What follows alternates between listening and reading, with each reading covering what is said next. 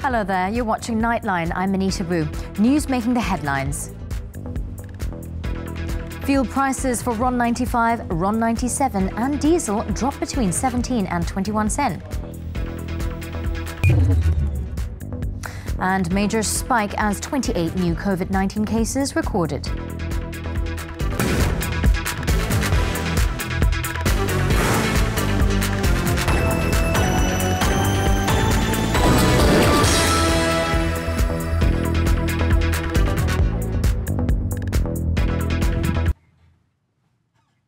We begin the bulletin with some good news from Malaysian motorists. The retail prices of RON 95 has dropped 19 cents to RM1.89 per litre, the lowest since June 2017. The prices of RON 97 saw a bigger drop by 21 cents to RM2.19 per litre, while diesel was down by 17 cents to RM1.96 per litre. The new price is effective from midnight until March 13th. The last time RON 95 dipped below RM2 per litre was between January 12th to 18th, 2019, when it was traded at RM1.92 per litre, whereas RON 97 was at RM2.22 per litre. RON 95 was previously priced at RM1.89 per litre between 29th June till 5th July 2017. During that week, RON 97 was priced at RM2.15 per litre, and diesel was priced at RM1.84 per litre. Currently, global crude oil prices are trading at $48 and 74 cents per barrel.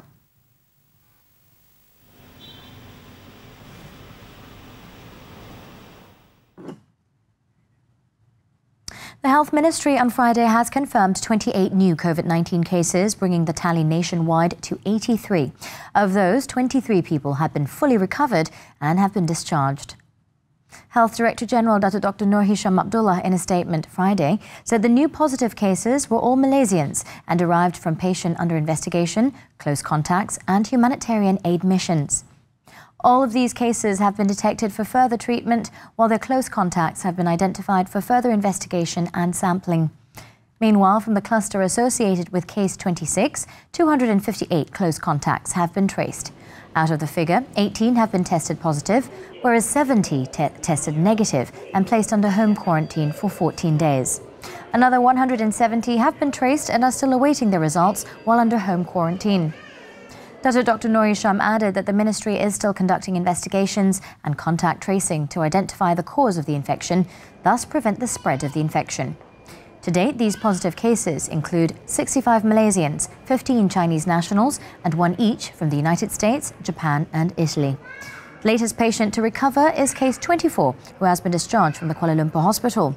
Dr. Nur Hisham also advised medical professionals to protect the identity of their patients under their Code of Professional Conduct unless they publicly reveal themselves.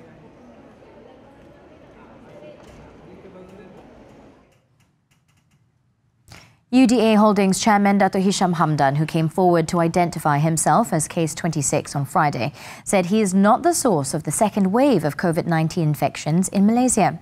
Instead, he said there is a patient zero who had most likely infected him upon his return to Malaysia from Shanghai, with the Health Ministry still searching for the individual. In a statement, Dr. Hisham said he had travelled to Shanghai, China from January 13th to 17th for a business trip and only developed symptoms 31 days later on February 27th. He said it was not possible for him to have caught it in Shanghai as the incubation period for COVID-19 is 14 days. Dr. Hisham, who is now warded at Sungai Buloh Hospital, also noted Shanghai's first recorded case was on January 20th, which was after he had returned to Malaysia. He had attended several meetings, including a UDA board meeting and a government function upon his return, but he clarified that he did not attend any political functions. He said the earliest close contact patients linked to him was from a meeting on February 21st, 5 weeks after he had returned from Shanghai. Dr. Hisham also thanked the medical team treating him. Meanwhile, the death toll in China's novel coronavirus outbreak has touched 3,042, with 30 new fatalities, while the confirmed cases have risen to 80,552, amid signs that the dreaded COVID-19 was stabilizing. In the meantime, the World Health Organization has warned governments that the continued international spread of the novel coronavirus is not a drill and will require significant action if public health authorities are to contain the deadly outbreak. The call to action comes as the global number of people infected by the virus hits 100,333. In the Middle East, Iran on Friday announced 17 more deaths from the novel coronavirus, raising the total number of people killed to 124 as the overall number of cases soared. The Health Ministry spokesman Kianush Jahanpur said 1,234 new cases were confirmed, raising the total number of infections to 4,747. In Europe, the death toll from the COVID-19 in Italy has risen by 41 over the past 24 hours to a total of 148, with the contagion in Europe's worst-hit country showing no signs of slowing. The cumulative number of cases in the country, meanwhile, totaled 3,858, up from 3,089 on Wednesday. Meanwhile, the Vatican confirmed the walled city-state's first case of the new coronavirus on Friday and closed some offices as a precaution while Pope Francis continued recovering from a cold. The discovery worsened the prospects of the virus having already spread further in the capital of Italy, since most Vatican employees live in Rome, and those who live in the Vatican frequently enter and leave the city-state.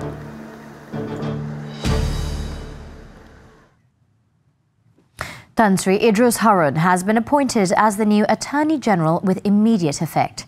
According to a statement from the Prime Minister's office, the Yang di-Pertuan Agong, Al-Sultan Abdullah Riayatuddin Al-Mustafa Billah Shah, has consented to Tan Sri Idrus's appointment. The federal court judge will helm the seat for 2 years starting March 6th. It said the King has also consented to Tan Sri Tommy Thomas's request to cut his tenure short on February 28th.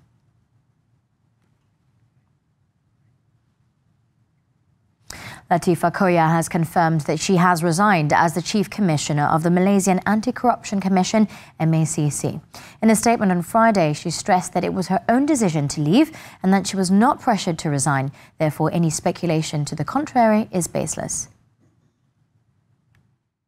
Latifa submitted her letter of resignation to Prime Minister Tan Sri Muhyiddin Yassin on March 2nd. However, it was subject to the approval of Yang di-Pertuan Agong, Al-Sultan Abdullah Riayatuddin Al-Mustafa Billah Shah. She added that on Thursday, she had a cordial discussion with the Prime Minister to explain her decision to step down. She also briefed Tan Sri Muhyiddin on MACC's ongoing efforts to recover One Malaysia Development Berhad 1MDB's monies from abroad, and the Prime Minister was fully supportive of these actions. She said that she has full confidence that the graft buster will continue its uncompromising fight against corruption under the capable hands of her officers and with the full support of the Prime Minister. The statement further said that she had briefed her deputy, Datuk Sri Azam Baki, and met with other MACC department heads to ensure an orderly handover of duties. Latifa also thanked former Prime Minister Tun Dr. Mahathir Mohamad for appointing her to the post, her colleagues at the MACC, as well as the people for their support, and stated that she wishes to return to her practice as a human rights advocate. She assumed the MACC Chief Commissioner post on June 1st, 2019, after the Pakatan Harapan government took over Putrajaya from Barisan Nasional in the 14th general election. 10 members of the Johor State Executive Council took their oath of office before Sultan Ibrahim Sultan Iskandar on Friday. The swearing-in ceremony of the EXCO members under the new state government, known as the Gabungan Baharu Coalition, was held at Istana Bukit Serene in Johor Bahru. Tunku Mahkota of Johor, Tunku Ismail Sultan Ibrahim, also attended the swearing-in ceremony before the state ruler, which began at 9:30 a.m. Also present were Tunku Panglima Johor, Tunku Abdul Rahman, and Tunku Putra Johor, Tunku Abu Bakar, as well as Menteri Besar Datuk Hasni Mohamad. The Johor MB, who is also Bernut Assemblyman and State UMNO Chief, will be holding the State National Resource, Administration, Finance, Planning and Economic Development portfolio. Under him are 4 other UMNO Assemblymen, namely Semarang Rep, Datuk Syamsul Bari Jamali, Rengit Rep, Ayub Jamil, Sungai Balang Rep, Zaitun Ismail, and Layang-Layang Rep, Datuk On Hafiz Ghazi. They've been entrusted with the State Agriculture, Agro-Based Industries and Rural Development, State Housing and Local Government, State Women, Family and Community Development, as well as State Tourism, Youth and Sports portfolios, respectively. Datuk Hasni's EXCO lineup also included MIC's Kahang Assemblyman Arvidia Nanthan, who is the State Health and Environment Committee Chairman. Also in the list, 4 Bersatu Assemblymen, Putri Wangsa Rep Mazlan Bujang, Tenang Rep Muhammad Solihan Badri, Bukit Permai Rep Tosrin Jarvanti and Muhammad Isha Ahmad of Larkin. They were given the State Education, Information, Heritage and Culture portfolio, Works, Transportation and Infrastructure portfolio, Islamic Religious Affairs portfolio, as well as the Investment, Entrepreneur Development, Cooperatives and Human Resources portfolios, respectively. Also sworn in was Independent Assemblyman Dr. Chang Fat Full of Pemanis, who is State Unity, Commerce and Consumerism Committee Chairman. Dato' Hasni was sworn in as the 18th Johor Menteri Besar before Sultan Ibrahim last Friday after the Pakatan Harapan-led state government collapsed following the departure of Bersatu from the coalition.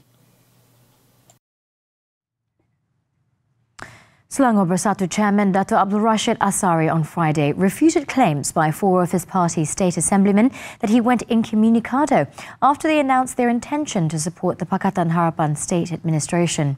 The Selangor Bersatu chairman said he wanted to meet the 4 assemblymen to explain what had happened during Malaysia's political crisis last week, which saw Tun Dr. Mahathir Mohamad resign as Prime Minister and Tan Sri Muhyiddin Yassin take the post by surprise. Saya percaya sebahagian besar daripada ahli-ahli dan termasuk adun-adun ini tidak berapa faham dengan keadaan itu, dan insyaAllah saya bersedia berjumpa dengan mereka untuk menerangkan keadaan ini, dan sekiranya selepas daripada penerangan-penerangan tersebut mereka terus juga dengan hasrat mereka untuk membantu ataupun bersama-sama dengan Pakatan Harapan Negeri Selangor ini ataupun keluar daripada parti, itu terserah kepada mereka. He stressed that he only became aware of the 4 assemblymen's decision after it was highlighted by the media. The 4 assemblymen who opted to support PH are Kuang Assemblyman Salihuddin Amiruddin, Harumaini Omar of Batang Kali, Muhammad Syed Rosli of Jeram, and Dengkil's Assemblyman Adif Shan Abdullah. They had a meeting with Tun Dr. Mahathir on Thursday after Selangor Menteri Besar Datuk Sri Amiruddin Shari booted the party from the state's administration following Tan Sri Muhyiddin's announcement that Bersatu had left the PH coalition.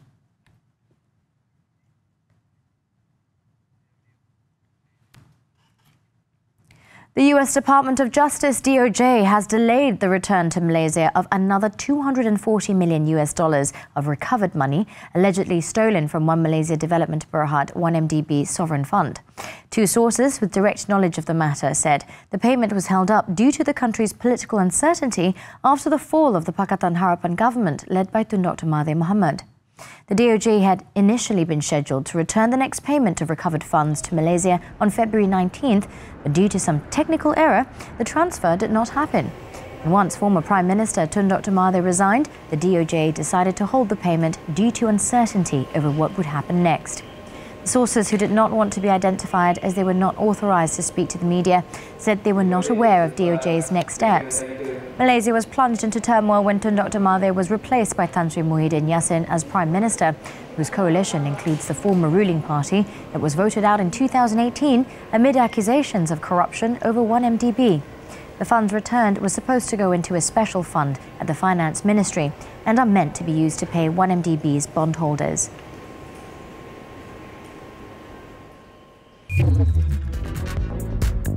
Still to come on Nightline, our auto segment. Don't go away.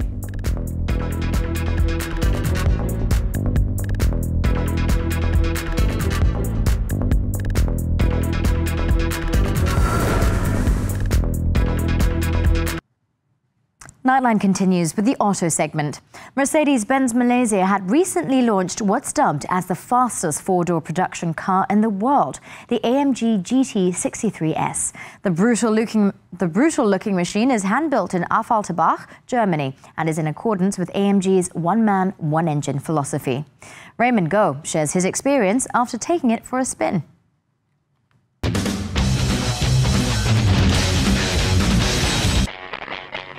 Well, that's me, Raymond Goh. Welcome back once again to our auto segment on Nightline. Today, we're very excited. We're here at Mercedes-Benz Malaysia, and we've just picked up the keys to this brand new 2020 model of one of Mercedes-Benz's latest creations. Well, we are very excited because this is the 1.8 million ringgit Mercedes-Benz AMG GT 63S. It's one of the most powerful machines on the road today. In fact, it's also claimed that this is the fastest 4-door sedan in the world today. We gotta test this one out. Join us, let's go.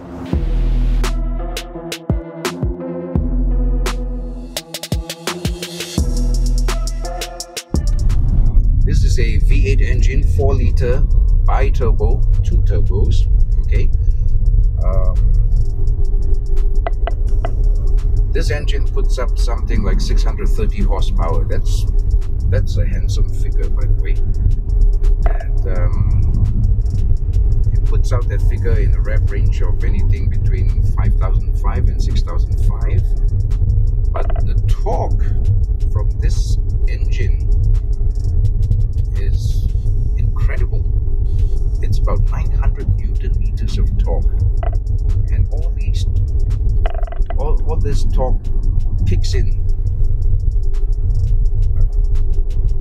as low as 2,500 RPM, 3,005 or 4,005. You get your maximum torque around that range, which is quite incredible.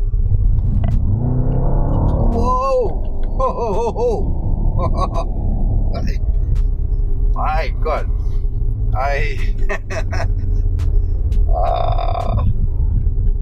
this is what you call a performance car. The acceleration is crazy, for want of a better word, just crazy. This car goes from 0 to 100 kph in just 3.2 seconds. Now that is supercar territory. Paired with a 9-speed AMG Speed Shift MCT 9G automatic transmission, the AMG GT63S will get to 315 km per hour before topping out. The AMG Performance 4MATIC Plus all-wheel drive system offers a drift mode in which the car becomes purely rear-wheel drive. Active rear-wheel steering is also on, where the rear wheels point in the opposite direction to the front wheels for better agility at speeds of up to 100 km per hour. The AMG GT63S comes equipped with a Dynamic Plus package as standard, and this brings along with it a rear axle limited slip differential. Design-wise, the AMG GT 4-door coupe borrows many design cues from its 2-door sibling. These include the Pan America grille and a front jet wing, as well as slim tail lights. On the features front, it gets multi-beam LED headlights with adaptive high beam assist plus, 21-inch AMG forged wheels, AMG high-performance brakes with big compound discs and 6-piston calipers colored in yellow at the front, and at the back, it has single-piston calipers. There are additional packages like AMG exterior carbon fiber package, a night package, and an AMG aerodynamics package. At the back, design cues include a prominent spoiler and trapezoidal exhaust tips. I gotta tell you this, I woke up very early in the morning to get to see and try this car. Didn't really have enough sleep. Very early in the morning, early riser, that's not my thing, but now I'm awake. And I can't stop laughing. This is such a, oh my God, it's such an amazing piece of machinery to drive.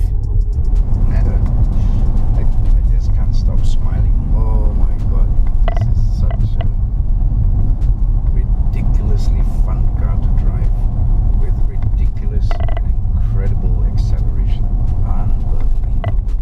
Inside the powerful machine, the AMG GT63S comes with an interior that blends elements of the AMG GT and CLS in its design. The AMG interior features Napa leather and Dinamica microfiber upholstery and AMG matte carbon fiber trim. Aside from AMG Performance seats, other AMG-related bits include an AMG Performance steering wheel with touch control wrapped in Dinamica and illuminated AMG door scuff plates, and the AMG GT63S also comes with yellow seat belts, a widescreen cockpit which integrates two 12.3-inch HD displays, offers 3 different presentation themes: Classic, Sport and Super Sport. Equipment and features include a command online infotainment system, along with a new touchpad controller, a Burmester surround sound system, a sliding sunroof and a head-up display, among many others. As for boot space, there is 395 liters of volume available, but this is expandable to 1,324 liters with the rear seats folded. In terms of driver assistance, the AMG GT 63S is equipped with driving assistance package, which includes Distronic Active Distance Assist and Steering Assist under its umbrella. It also gets a 360-degree camera, Parktronic and Keyless Go hands-free access, and Easy Pack tailgate. The price, 1,798,888 ringgit on the road without insurance.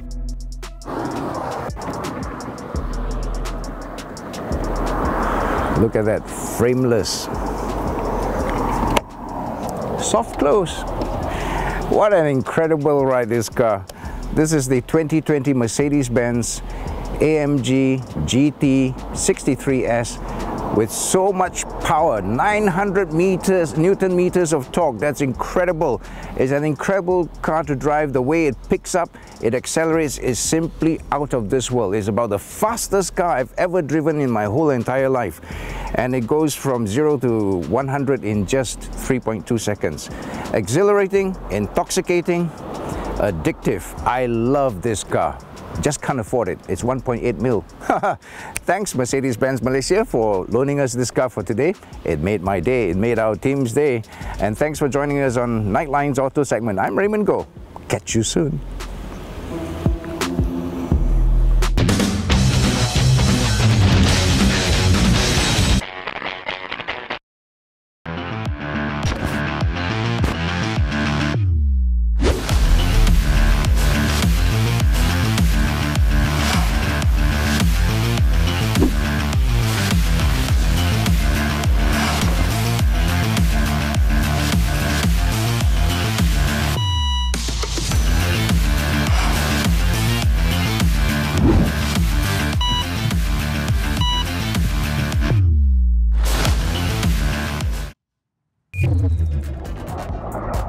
When we return, dozens killed as clashes erupt in Syria despite ceasefire deal. Stay tuned.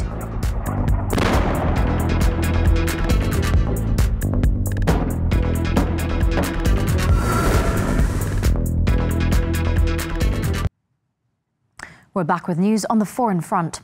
At least 15 people were killed on Friday in clashes between Syrian government forces and jihadist insurgents in southern Idlib province on Friday, hours after a Russian-Turkish ceasefire came into effect. According to the Syrian Observatory for Human Rights, the clashes took place in the Jabal al-Zawiya region, where 6 Syrian soldiers and allied fighters were killed, as well as 9 fighters from the insurgent Turkestan party. Turkey and Russia had earlier agreed to a ceasefire deal on the same day during a meeting between President Recep Tayyip Erdogan and his Russian counterpart Vladimir Putin in Moscow. The ceasefire deal established a security corridor on each side of Idlib's key east-west M4 highway, along which joint Russian-Turkish patrols will begin on March 15th. Analysts, meanwhile, said they feared the latest ceasefire would also fizzle out like the previous deal, as it did not address the humanitarian crisis nor air protection in any detail.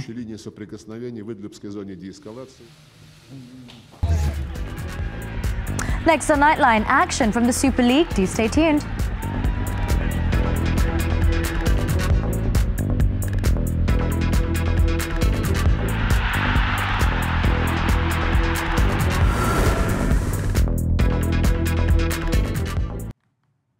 We're back with sports news now. Football, the Super League. 2 matches were played on Friday night. Petaling Jaya City FC edged Pahang 3-2, while Malacca United beat Police 3-1 to go to the top of the league standings. It was Uche Agba who opened the scoring in the 17th minute with a thumping header before Safiq Rahim doubled the lead for the hosts in the 71st minute with a close-range strike. Antonio Herman then pulled one back for the visitors 10 minutes later to make it 2-1. But one Amirul Afiq, however, put the results beyond doubt as he volleyed home the third in stoppage time to seal the victory. The win lifted Malacca United to the top for the time being with 6 points after 2 matches.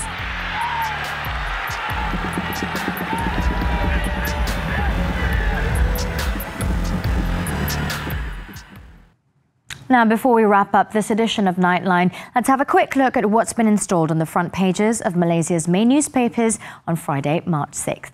The New Straits Times highlights COVID-19's threat to the country's drug supply if the outbreak turns pandemic. The The nation's best-selling Malay newspaper, Harian Metro, focuses on Dato' Azhar Azizan Harun's reaction following demands for the EC chairman to quit, owing to a change in government. Whereas Berita Harian put reports on Dato' Alif Shukri's alleged abuse of his 2-year-old daughter on its front page. Be among the first to get your copies today. Tightrope walker Nick Walenda crossed a live volcano in Nicaragua recently, completing the 548-meter trek over glowing lava. It's understood that the scion of the 7th-generation family of daredevils, the Flying Vallendas, was the first to accomplish such a feat. Let's have a look. With that, I'm Manita Wu. Thank you for tuning in and do have a good weekend ahead.